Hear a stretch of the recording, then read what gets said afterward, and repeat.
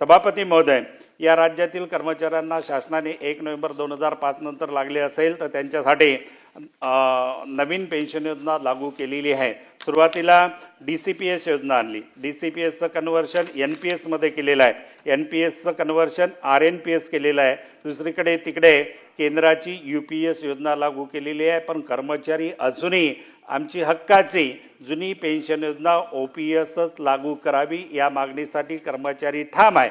कर्मचाऱ्यांचं हित किंवा वार्धक्याची काठी म्हणून जुनी पेन्शन योजना कर्मचाऱ्यांना मिळणं या ठिकाणी गरजेचं आहे।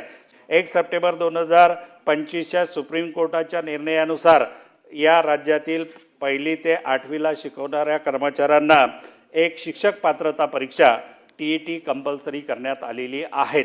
परंतु यापूर्वी महाराष्ट्र शासनाने 13 फरवरी 2013ला एक शासन निर्णय काढला आणि 1ली ते 8वीच्या वर्गांना शिकवणाऱ्या शिक्षकांना TET कंपल्सरी केलेलं आहे।